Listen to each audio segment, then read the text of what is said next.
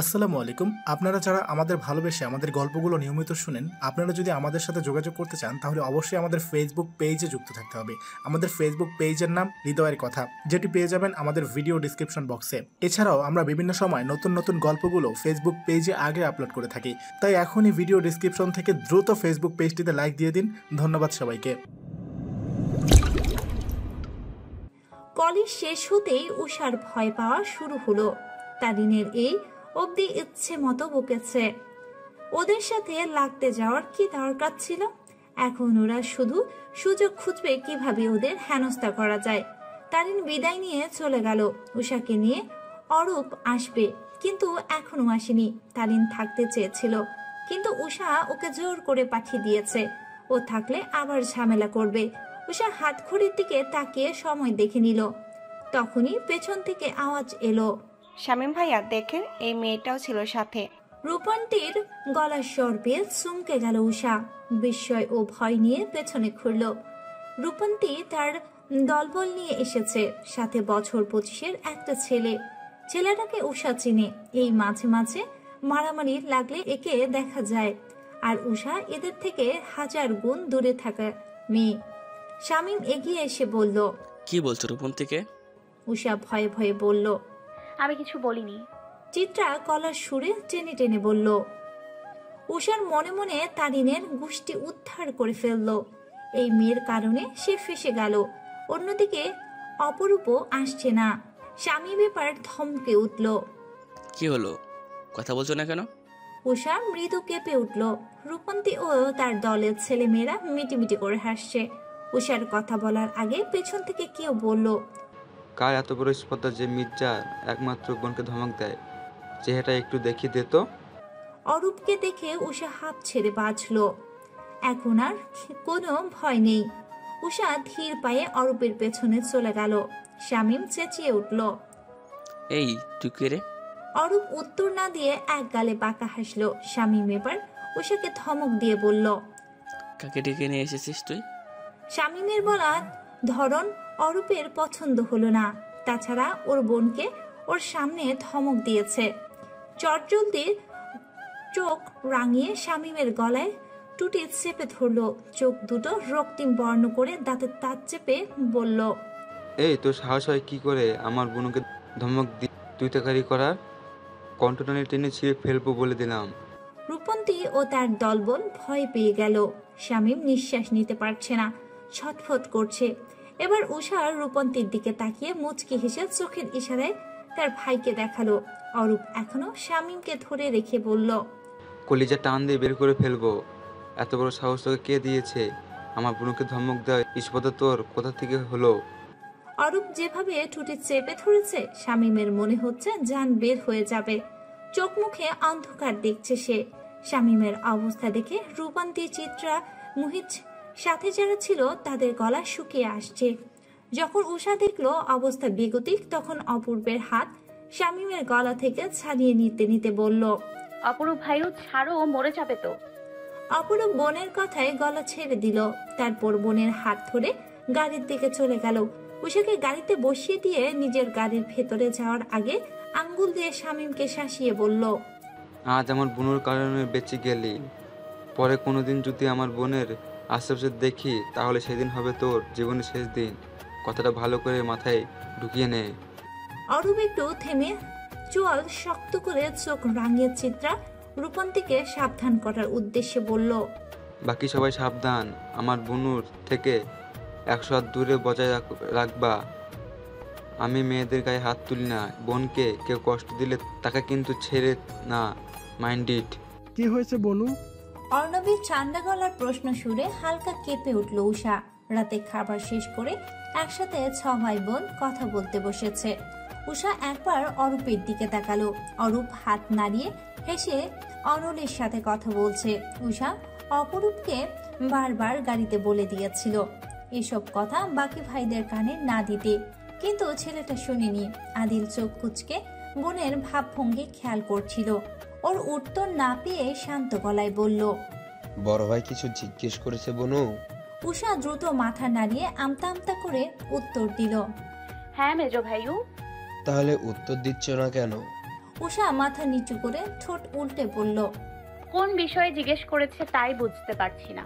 ঈশাদ সোফায় পা তুলে বোনের দিকে দৃষ্টি দিয়ে বলল, আজকাল ভাইদের থেকে খুব কথা লুকাতে শিখে গেছিস তুই বনু। উষা স্থির চোখে ঈশাদের দিকে তাকিয়ে চোখ নামিয়ে ফেলল। কি উত্তর দিবে তা তার জানা নেই। সত্যি তো আজকাল সে ভাইদের থেকে কথা লুকায়। তার কেন জানি সব বিষয়েই ভাইদের জড়াতে ভালো লাগে না। তার চিন্তা হয় সারাদিন ভাইয়ের কাজে ব্যস্ত থাকে, এর মধ্যে তাকে নিয়ে টেনশন করলে কাজে মনোযোগ দিতে পারবে না। আর এসব উটকো ঝামেলায় জড়িয়ে বা কি লাভ। কিন্তু ভাইদের তো কাজের থেকে বোন সবার আগে। উষা মাথা উঠিয়ে ঈশানের দিকে তাকালো। অনেকক্ষণ ধরে ঈশানের কোনো সারা শব্দ আসছে না। তাকাতে দেখলো ঈশান ওর দিকে গভীর ধ্যানে তাকিয়ে আছে। মনে হচ্ছে এখনই মুখ খুলে ওকে বকবে, তবে তেমন কিছু হলো না। ঈশান জোরে একটা নিঃশ্বাস ছেড়ে মেঝের দিকে নজর দিল। অপরূপ অভিযোগের সুরে অর্ণবকে বলল, আমি ঠিক সময় না গেলে আজ তো ওরা বুনুর সাথে ঝামেলা পাকিয়ে ফেলতো। অর্ণব তীক্ষ্ণ চোখে বোনের দিকে তাকিয়ে বলল, অপরূপকে কেন এসব কথা বলতে বারণ করেছো তুমি? আমাদের জানাতে মানা করার কারণ কি? উষা ভাইদের চাহনি দেখে কিছুটা ভয় পেয়ে গেল। সে আজকাল অল্পতে ভয় পেয়ে যায়। সব সময় মনে হয় এই বুঝি তার দ্বারা কোনো ভুল হয়ে গেল। যদিও সে ভুল করলেও তার ভাইরা বকে না, সুন্দর করে বুঝিয়ে বলে। তবে ইদানিং কি জানি হয়েছে, তার সবকিছু থেকে নিজেকে গুটিয়ে রাখে। ঈশান হালকা সরে ধমক দিয়ে উঠল, মুখে কি তালা লাগিয়ে রাখছিস? কথার উত্তর দিচ্ছিস না কেন? উষা ভাইয়ের আচমকা ধমকে জোরে চমকে উঠল। সেই চমকানোর আওয়াজ প্রতিটা ভাইয়ের চোখে পড়ল। আদিল দ্বিগুণ জোরে ঈশানকে ধমক দিয়ে বলল, শান, জাস্ট শাট আপ। আমরা মজুদ থাকতেও তোর সাহস হয় কি করে বনুর সাথে এভাবে কথা বলার? এখানে কথা বলার জন্য তোর বড় ভাই আছে, আমি আছি। বিষয়টা আমরা দেখব। কথাটা আস্তে সুন্দর করে বলা যেত, তুই জোরে কেন বলবি? ঈশান নিজের রাগটাকে চেপে মাথা নিচু করে ফেলল। বড়দের সামনে উঁচু গলায় কারোর সাথে কথা বলা বড় মেজ দুই ভাইয়ের মধ্যে কারোরই পছন্দ নয়। মা বাবা মারা যাওয়ার পর অর্ণব আদিল দুই ভাই মিলে বহু কষ্টে বাকি চার ভাই বোনদের বড় করেছে। তাই এই দুইজনের উপর কথা বলার সাহস কারো নেই। এদের দুজনকে খুব মানে আর শ্রদ্ধাও করে। ঈশান এবার বড় ভাইয়ের দিকে তাকালো। কিরকম শীতল চোখে ওর দিকে তাকিয়ে আছে। সেই চাহনিতে ঈশানের হৃৎপিণ্ড ধক করে উঠল। আদিলের দিকে ফিরে মিটিয়ে গলায় বলল, সরি মেজু ভাই, আসলে আমি রাগটা কন্ট্রোল করতে পারিনি। অনুপ শক্ত কণ্ঠে বলল, রাগ কন্ট্রোল করতে শিখো। তোর থেকে ছোটরা শিখবে, তোদের থেকেও অলনও শিখবে। বাচ্চাদের সামনে এমন কোনো বিহেভ করবি না যাতে ওর মনে ডাক কাটে, ভয় ভীতি জন্ম নেয়। বনুর সাথে আমরা কথা বলছি, সেখানে তো রাগ দেখানোর তো প্রশ্নই উঠেনি। বনু কতটা ভয় পেয়ে চমকে উঠেছে তা তো দেখছিস। এই কথাটা যেন বারবার বলতে না হয়। ঈশান একবার অনলের দিকে তাকালো।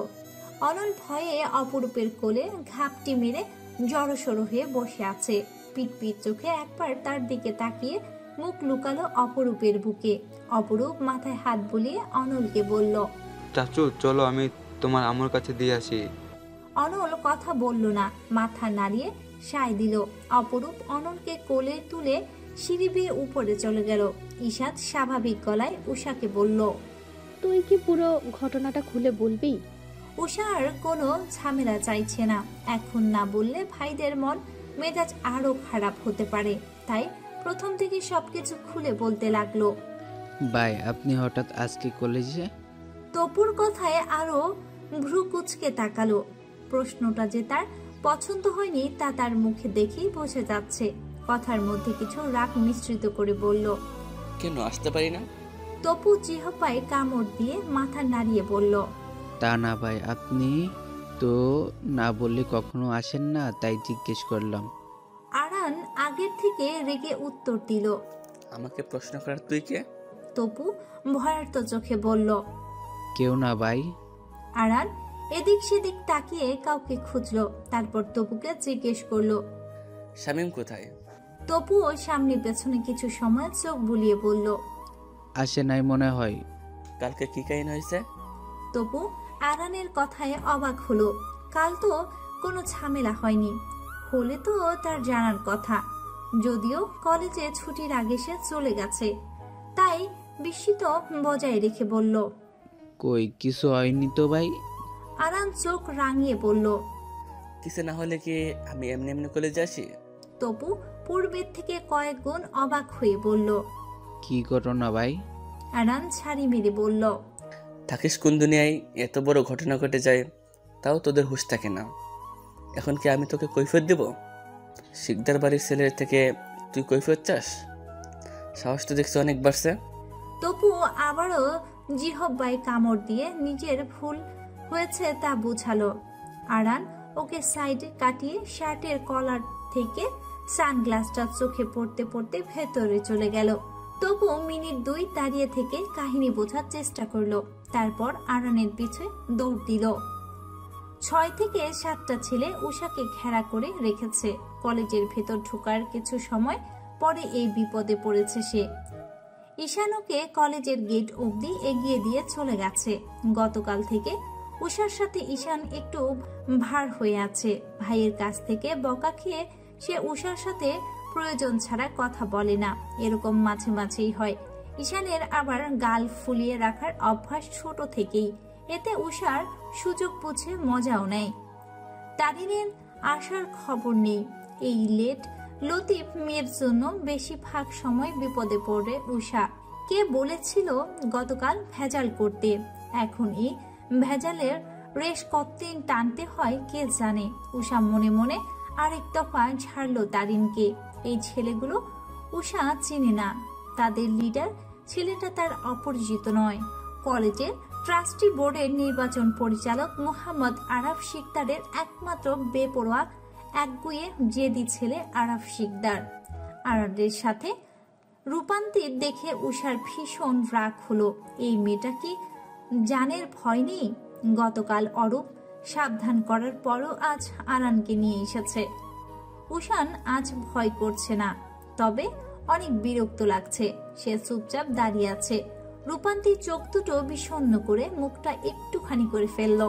সবই ঢং আর কি। তারপর মন খারাপের ভান করে আরানকে বলল, ভাইয়া, এই মেয়েটা গতকাল তার ভাইয়াকে দিয়ে শামীম ভাইয়াকে মার খাইয়েছে।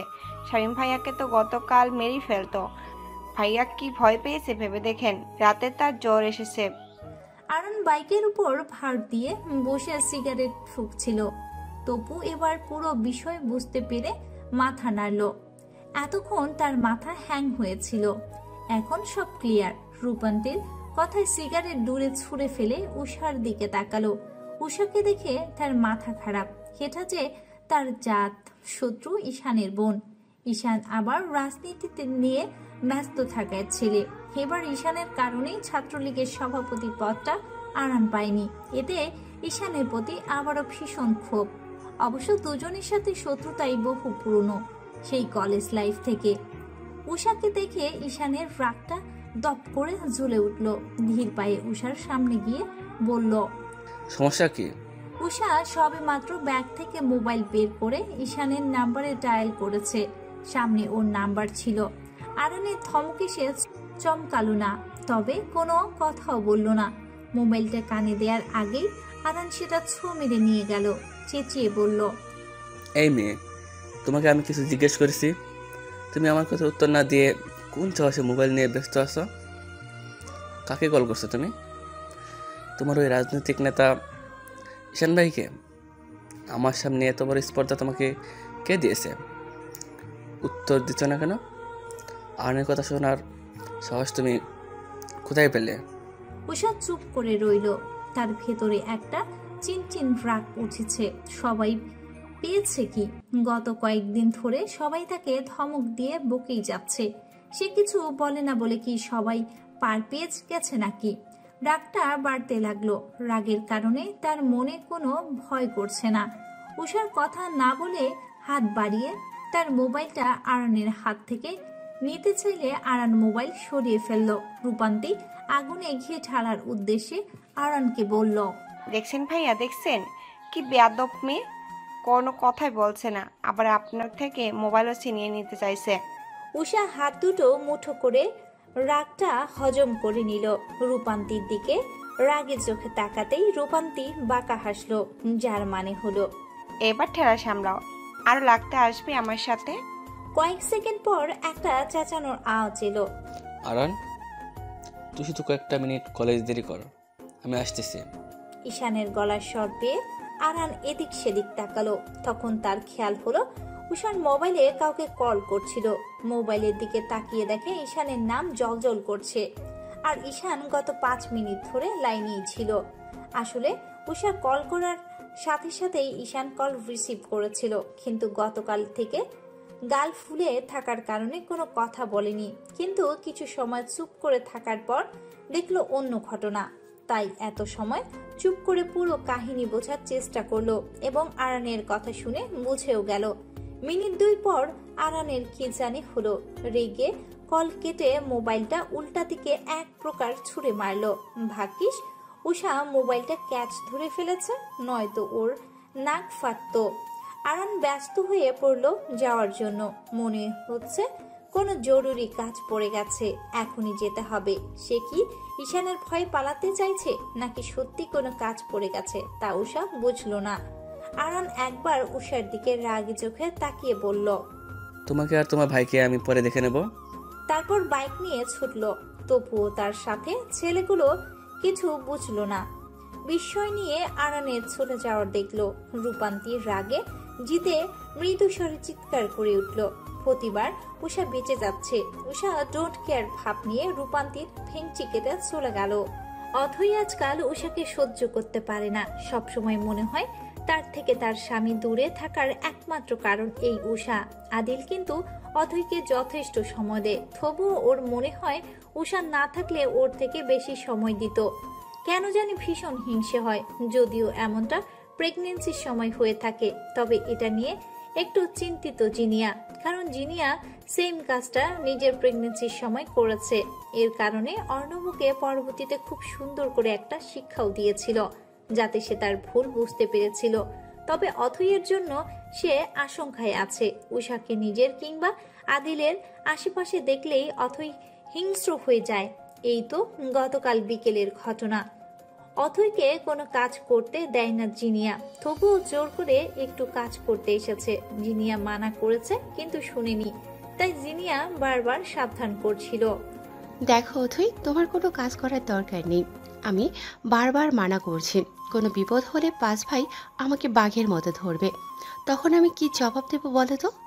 অথই মুচকি হেসে জবাব দিল, কিচ্ছু হবে না, কেউ তোমাকে কিছু বলবে না। সারাদিন শুয়ে বসে থাকতে কত ভালো লাগে বলো তো ভাবি, আমি বিরক্ত হয়ে গেছি। বিরক্ত হলেও বাপু, তোমাকে এভাবেই থাকতে হবে। তোমাকে নিয়ে আমি কোনো রিস্ক নিতে চাই না। তোমার কোনো অঘটন ঘটলে আমার আর এই বাড়ি থাকা হবে না, সংসার হারাতে হবে আমায়। অথই কোনো জবাব দিল না, ছুরি দিয়ে বটবটি কাটতে লাগলো। কিছু সময় পরে উষান অনলের কোলে নিয়ে কিচেনের দরজা দিয়ে উকি দিয়ে হাসি মুখে জিজ্ঞেস করলো, কি করো তোমরা? জিনিয়া এক গাল হেসে উত্তর দিল, রান্না করে। উষার কণ্ঠ শুনে অথই রাগ উঠে গেল। কাট কাট গলায় বলল, কিচেনে কেউ নিশ্চয়ই নাচতে আসে না উষা, এটা তোমার বোঝার কথা। উষা ইতস্ততায় পড়ে গেল। অথই থেকে এরকম উত্তর আশা করেনি। বিব্রত ভঙ্গিতে বলল, আসলে আমি সেভাবে বলতে চাইনি মেজো ভাবি, তুমি যেভাবে বুঝেছো। অথই আবারও বিরক্ত গলায় বলল, আমি ঠিকই বুঝেছি উষা। অনন কোল থেকে নেমে চোখ দুটো বড় মানুষদের মতো করে কুচকে অথইর হাত ধরে বলল, তুমি আমার রানীর সাথে এভাবে কথা বলছো কেন চাচি আম্মু? অথই একবার স্থির দৃষ্টিতে অনলের দিকে তাকালো। অনল গাল ফুলিয়ে রেখেছে। তার রানীর মন খারাপ দেখলেও তার খারাপ লাগে। উষা আমতা আমতা করে জিজ্ঞেস করলো, আজকের পর্বটি যদি আপনাদের ভালো লাগে তাহলে অবশ্যই একটি লাইক দিয়ে দিবেন এবং কমেন্ট করে আপনার মূল্যবান মতামত জানিয়ে দিতে পারেন আমাদেরকে। আর যদি এই গল্পের পরবর্তী পার্টগুলো মিস করতে না চান তাহলে এক্ষুনি আমাদের চ্যানেলটিকে সাবস্ক্রাইব করে পাশের বেল আইকনটি বাজিয়ে দিন। ধন্যবাদ সবাইকে।